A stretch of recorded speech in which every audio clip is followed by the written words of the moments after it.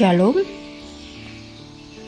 Saat teduh pada hari ini Selasa 19 Januari 2021 bersama saya Vikaris Ivon Dwi Apriana yang akan membawakan renungan dan doa bagi kita. Renungan kita pada hari ini diambil dari Perjanjian Baru, Kisah Para Rasul pasal 5 ayat 1 sampai 11. Sebelum kita membaca dan merenungkannya bersama, mari kita memohon rahmat daripada Tuhan. Kita berdoa. Terpujilah Engkau ya Allah Bapa. Kasih-Mu nyata dan sempurna bagi kehidupan kami. Senantiasa berkat dan penyertaan-Mu boleh kami terima sampai saat ini. Kami tahu segala sesuatunya sudah Engkau sediakan. Nafas kehidupan masih Engkau percayakan. Sehingga pada hari ini kami boleh menerima segala sesuatunya itu dengan sukacita dan ucapan syukur. Sebentar lagi kami akan membaca dan merenungkan firman-Mu. Kami memohon rahmat-Mu. Urapi kami dengan kuasa Roh Kudus-Mu, untuk kami boleh mengerti dan kami boleh memahami kebenaran firman-Mu. Melalui firman-Mu inilah setiap hati kami boleh diubahkan menjadi pribadi yang lebih baik. Sampaikanlah sabda-Mu ini ya Bapa melalui hamba-Mu saat ini, karena kami semua siap untuk mendengarkan. Di dalam nama Tuhan Yesus kami berdoa. Amin. Kisah Para Rasul pasal 5 ayat 1 sampai 11 di bawah perikop Ananias dan Safira. Ada seorang lain yang bernama Ananias. Ia beserta istrinya Safira menjual sebidang tanah. Dengan setahu istrinya, ia menahan sebagian dari hasil penjualan itu, dan sebagian lain dibawa dan diletakkannya di depan kaki rasul-rasul. Tetapi Petrus berkata, "Ananias, mengapa hatimu dikuasai iblis, sehingga engkau mendustai Roh Kudus dan menahan sebagian dari hasil penjualan tanah itu? Selama tanah itu tidak dijual, bukankah itu tetap kepunyaanmu? Dan setelah itu dijual, bukankah hasilnya itu tetap dalam kuasamu? Mengapa engkau merencanakan perbuatan itu dalam hatimu? Engkau bukan mendustai manusia, tetapi mendustai Allah." Ketika mendengar perkataan itu, rebahlah Ananias dan putuslah nyawanya. Maka sangatlah ketakutan semua orang yang mendengar hal itu. Lalu datanglah beberapa orang muda. Mereka mengapani mayat itu, mengusungnya keluar dan pergi menguburnya. Kira-kira 3 jam kemudian masuklah istri Ananias.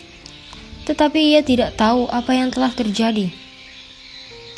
Kata Petrus kepadanya, "Katakanlah kepadaku, dengan harga sekiankah tanah itu kamu jual?" Jawab perempuan itu, "Betul, sekian." Kata Petrus, "Mengapa kamu berdua bersepakat untuk mencobai Roh Tuhan? Lihatlah, orang-orang yang baru mengubur suamimu berdiri di depan pintu, dan mereka akan mengusung engkau juga keluar."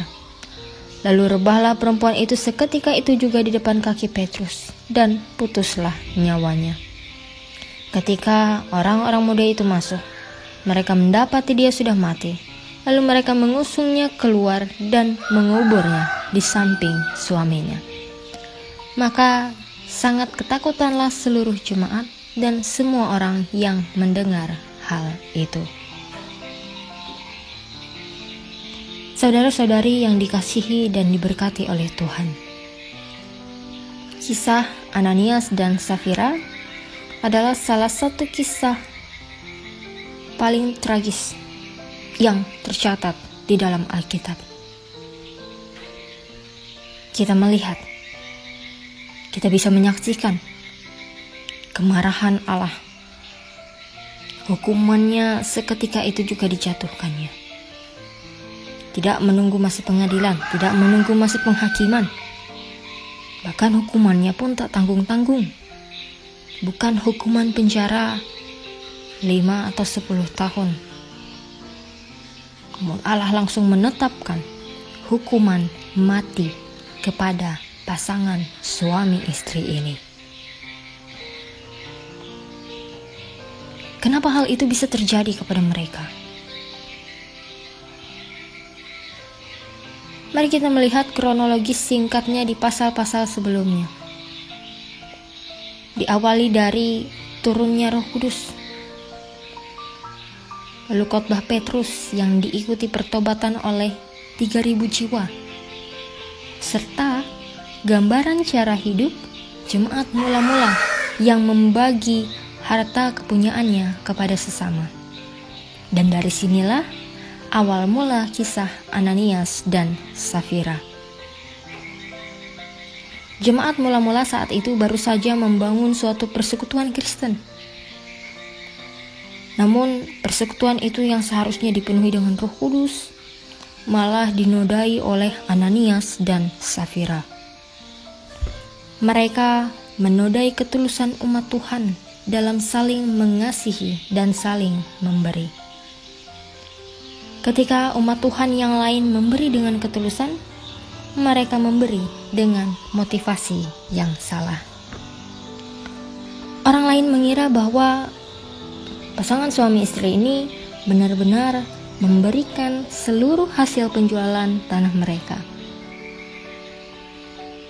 Mereka mengatakan bahwa mereka memberikan untuk pekerjaan, untuk pelayanan Tuhan.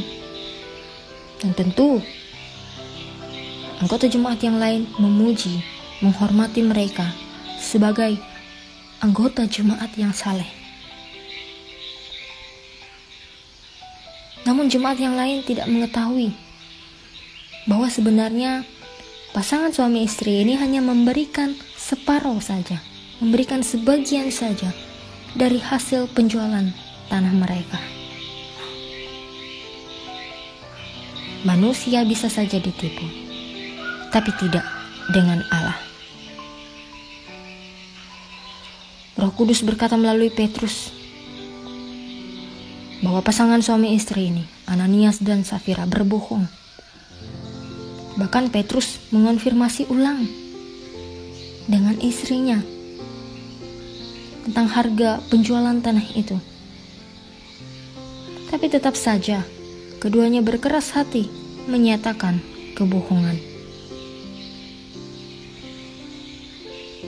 Dalam nas ini kita diperlihatkan keseriusan Allah akan dosa. Dia ingin kita bersikap serius, tidak main-main dengan dosa. Dan dalam nas ini pula kita belajar akan kasih sesungguhnya yang mau kita berikan kepada Tuhan. Lihat Ananias dan Safira yang mempermainkan kasih dan melakukan suatu dosa, yaitu kebohongan. Mereka gagal sebagai umat Tuhan yang memelihara kasih. Mereka gagal sebagai umat Tuhan yang menjaga kesucian, kemurnian hati di hadapan Tuhan. Sehingga kehidupan mereka berujung kepada kematian seketika itu juga. Sebagai seorang Kristen, sebagai orang-orang yang percaya,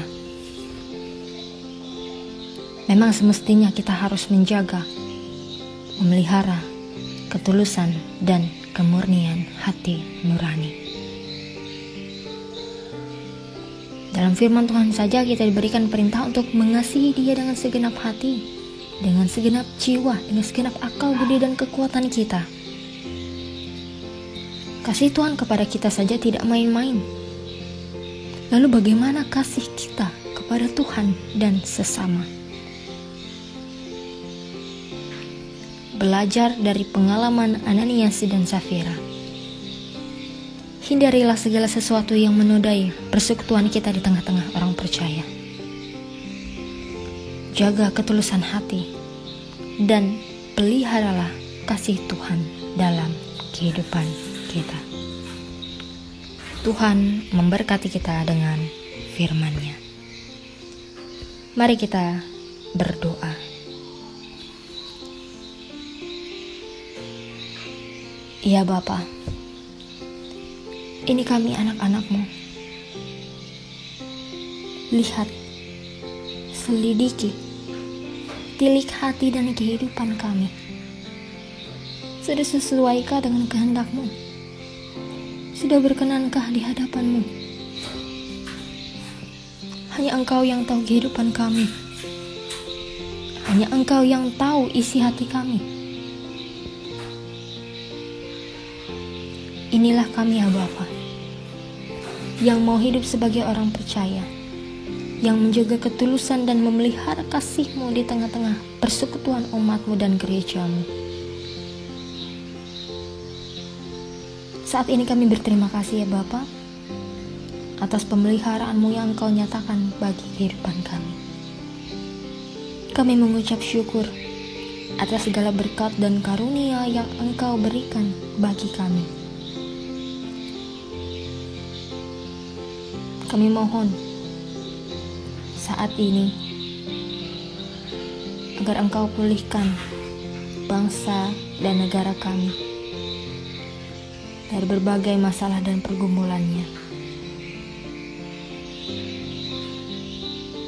Terkhususnya saat ini kami masih berada di masa pandemi COVID-19. Kami memohon wabah ini untuk segera hilang, segera berlalu. Apalagi dengan berbagai vaksin COVID-19 saat ini yang boleh memberikan pengharapan bagi kami. Saat ini juga ya Bapa, masih banyak saudara-saudari kami yang masih bertugas melayani akan pencegahan dan bahkan ikut memulihkan orang-orang yang terdampak. Biarlah Tuhan yang memberikan kesehatan dan kekuatan. Dan Tuhan jugalah yang sembuhkan dan pulihkan saudara-saudari kami yang terdampak dari wabah virus ini.